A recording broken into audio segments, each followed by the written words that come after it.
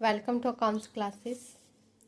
आज हम लोग डिफर्ड रेवेन्यू एक्सपेंडिचर के बारे में जो है पढ़ने वाले हैं। ठीक है, यही आज हम लोग का टॉपिक रहेगा। डिफर्ड रेवेन्यू एक्सपेंडिचर क्या होता है। ठीक है, हम लोग इसका मीनिंग जानेंगे और कुछ इसका एग्जाम्पल जो है वो देखेंगे। ठीक है, ओके। तो चलिए आज का वीडियो हम लोग शुरू करते हैं। चैनल पे नए हैं तो सब्सक्राइब कर लीजिएगा और वीडियो पसंद आए तो लाइक कीजिएगा। ठीक है, तो चलिए शुरू करते हैं कि डिफर्ड रेवेन्यू एक्सपेंडिचर जो है वह क्या होता है। ठीक है, लिखा गया है कि सबसे पहले ये जानते हैं कि डिफर्ड क्या होता है। ठीक है, डिफर्ड रेवेन्यू क्या होता है। मतलब कि बिजनेस के द्वारा जो उसका टोटल जो अर्न किया गया जो इनकम है उसे हम लोग रेवेन्यू बोल सकते हैं। ठीक है, ओके, ये रेवेन्यू समझ में आया।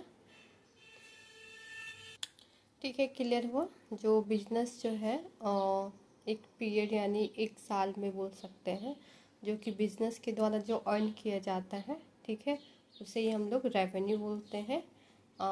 लाइक बोल सकते हैं कि रेवेन्यू जो है जो मतलब कि अदर सोर्सेस इनकम का हो गया। ठीक है, इन्वेस्टमेंट हो गया, सेल ऑफ गुड्स हो गया, सर्विसेज हो गया, तो ये सारा जो है रेवेन्यू का सोर्स हो जाएगा। ठीक है, कि रेवेन्यू कैसे अर्न होता है, तो sale of goods and services, investment, ठीक है, and other sources of income, investment, तो ये सारा जो है रेवेन्यू एक्सपेंडिचर जो है हो जाएगा। ठीक है, अब डिफर्ड रेवेन्यू एक्सपेंडिचर क्या होता है। देयर आर सर्टेन एक्सपेंडिचर, ठीक है, विच रेवेन्यू इन नेचर, ठीक है, but the benefit of which is likely to be derived over a number of years. ठीक है, पहले यहाँ तक समझते हैं। ओके, ये जानने से पहले ये देख लेते हैं कि डिफर्ड रेवेन्यू एक्सपेंडिचर का एग्जांपल क्या हो सकता है।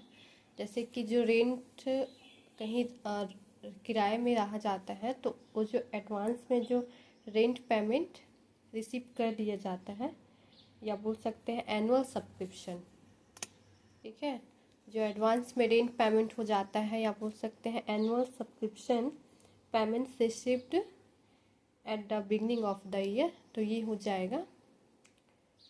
ठीक है, ये हो जाएगा डिफर्ड रेवेन्यू एक्सपेंडिचर का एग्जांपल। ठीक है, जो एडवांस में रेंट पेमेंट रिसीव हो जाएगा उसे हम लोग डिफर्ड रेवेन्यू एक्सपेंडिचर जो है बोल सकते हैं। ठीक है, या सब्सक्रिप्शन।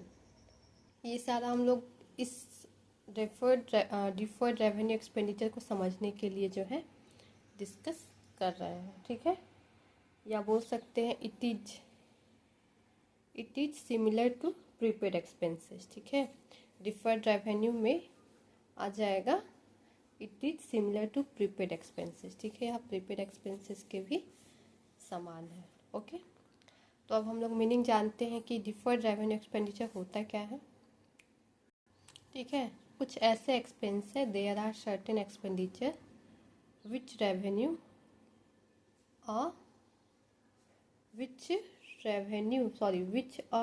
Revenue in nature. ठीक है, कुछ ऐसे एक्सपेंस है, कुछ ऐसे खर्चे हैं जो प्रकृति बोल सकते हैं। नेचर मतलब क्या होता है, जैसे कि मनुष्य का नेचर कैसा होता है, जो एसेट है उसका नेचर कैसा होता है। तो यहाँ पे किस एसेट का बात हो रहा है, यहाँ पे बात हो रहा है डिफर्ड रेवेन्यू एक्सपेंडिचर का बात हो रहा है। ठीक है, डिफर्ड रेवेन्यू एक्सपेंडिचर का एग्जांपल अभी हम लोग देखें।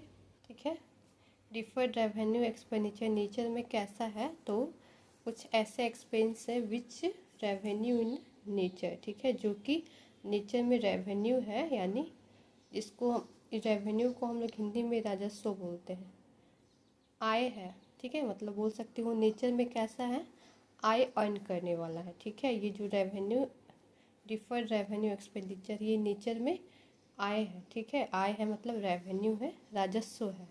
ठीक है, राजस्व मतलब जो कि इनकम को जनरेट करता है। ओके, आगे बताया जा रहा है but a benefit of is likely to be derived over a number of years.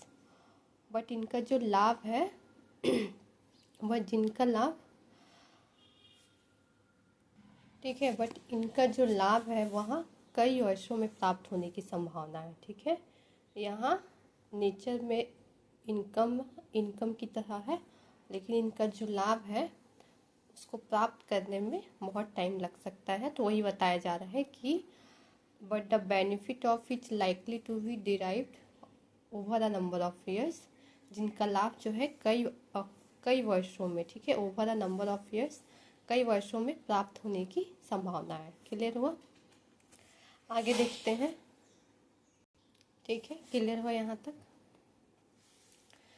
आगे बताया जा रहा है such expenditures are termed as revenue expenditures, ठीक है। तो ये जो भी हम लोग समझे कि कुछ ऐसे एक्सपेंडिचर हैं जो कि नेचर में कैसे होते हैं, रेवेन्यू होते हैं, इनकम की तरह होते हैं, जिससे इनकम अर्न किया जा सकता है, जनरेट किया जा सकता है, ठीक है। तो बट उनसे जो लाभ है, जिनका लाभ थोड़ा टाइम लगता है, over a number of years, कई वर्षों में प्राप्त होने की संभावना है, ऐसे टर्म्स को ही डिफर्ड रेवेन्यू एक्सपेंडिचर जो है वह कहा जाता है, ठीक है। तो यहाँ तक ये चीज़ क्लियर हो गया कि ये होता क्या है। अब आगे इसके बारे में कुछ लिखा है, चलिए उसे देखते हैं। The benefit of such an expenditure generally last between 3 to 7 years, ठीक है। अब यहाँ बताया जा रहा है कि जो ऐसे एक्सपेंडिचर का जो लाभ है, ठीक है, लिखा है ना, the benefit of such an expenditure, ठीक है।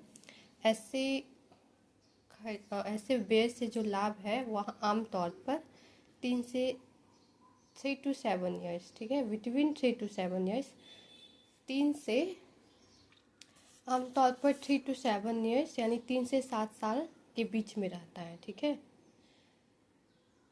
ऐसे एक्सपेंडिचर से बेनिफिट कितने वर्षों में मिल सकता है? यहाँ पे बात हो रहा था ना कि कई वर्षों में जो है प्राप्त हो सकता है। तो एग्जाम्पल के तौर पे बता रहा है कि the benefit of such an expenditure generally last between 3 to 7 years, ठीक है, कि ऐसे एक्सपेंडिचर से लाभ जो है वह आमतौर पर 3 to 7 ईयर्स के बीच रहता है। क्लियर हुआ यहाँ तक? ठीक है, 3 to 7 ईयर्स। यहाँ से ऑब्जेक्टिव भी बन सकता है कि इस टाइप से पूछ देगा कि जो ये डिफर्ड रेवेन्यू एक्सपेंडिचर है इसका हम लोग को लाभ जो है कितने वर्षों जनरली पूछ सकता है, तो 3 to 7 ईयर्स, ठीक है। अब आगे देखते हैं, एज सच, इसी प्रकार the whole of such expenditure is not debited to the profit and loss account of the current year, ठीक है। इसी प्रकार बोल रहा है कि the whole of such expenditure, whole मतलब पूरा, सारा, सच एक्सपेंडिचर मतलब यही डिफर्ड रेवेन्यू एक्सपेंडिचर के बारे में ही बात हो रहा है, जिसको कि पूरा ही प्रॉफिट एंड लॉस अकाउंट में जो है डेबिट नहीं किया जाता है, ठीक है। यानी उसका जो अमाउंट रहता होगा किसका, तो डिफर्ड रेवेन्यू एक्सपेंडिचर का, इसकी पूरी राशि को जो है प्रॉफिट एंड लॉस अकाउंट में डेबिट जो है नहीं किया जाता है, ठीक है, उसी के बारे में बात हो रहा है। बट लेकिन spread over the years for which the benefit is likely to last, okay। पूरा को तो प्रॉफिट एंड लॉस अकाउंट में डेबिट नहीं किया जाता है, but spread over the years for which, जो कि कई वर्षों तक फैला हुआ है, ठीक है, कई वर्षों, जैसे कि यहाँ बताया गया 3 to 7 ईयर्स, ठीक है, कई वर्षों तक फैला हुआ है, फॉर विच, जिनके लिए जो है the benefit is likely to last, जिनके लिए लाभ जो है वह, which the benefit is likely to last, लाभ जो है वह बने रहने की संभावना है, ठीक है, मतलब कि बाद में फ्यूचर में कभी मिल सकता है, वही बताया जा रहा है कि पूरा राशि को प्रॉफिट एंड लॉस अकाउंट में डेबिट नहीं किया जाता है, but spread over the years, but कई वर्षों तक फैला हुआ है, फॉर विच, जिनके लिए the benefit is likely to last, लाभ जो है वह बने रहने की संभावना है, ठीक है। और कुछ दिया गया है, दज, इसी प्रकार only a part of such expenditure is taken to profit and loss account every year, ठीक है। अ पार्ट मतलब एक भाग, ओके। ये जो डिफर्ड रेवेन्यू एक्सपेंडिचर है इसका एक ही भाग को ऑफ सच एक्सपेंडिचर, ऐसे एक्सपेंडिचर का एक ही भाग को जो है प्रॉफिट एंड लॉस अकाउंट में लिया जाता है एवरी ईयर, यानी हर साल, ठीक है। और जो अनरिटर्न ऑफ पोर्शन होता है is allowed to stand on the asset side of the balance sheet, ठीक है, यही लास्ट है।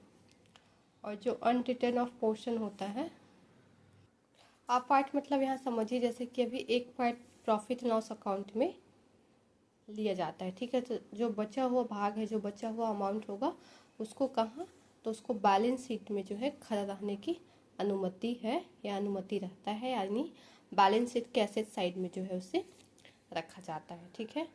तो आज हम लोग इतना ही तक देखेंगे। वीडियो ऐसे बहुत बड़ा 10 मिनट से ज़्यादा का ही हो गया, ठीक है। और इसका एग्जाम्पल जो है हम लोग बाद में देखते हैं, ठीक है। आज हम लोग जाने कि डिफर्ड रेवेन्यू एक्सपेंडिचर जो है वो होता क्या है, ठीक है। ओके, ठीक है। तो समझ में आया कि डिफर्ड रेवेन्यू एक्सपेंडिचर क्या होता है। ओके, क्लियर हो गया। एक पार्ट को हम लोग प्रॉफिट एंड लॉस अकाउंट में दिखाते हैं, जो अनरिटर्न ऑफ पोर्शन होता है यानी बचा हुआ भाग को बैलेंस शीट के एसेट साइड में दिखाया जाता है, ठीक है। तो ओके, आज के लिए इतना ही। ओके, वीडियो पसंद आए तो लाइक कीजिएगा। Okay, bye, see in the next video.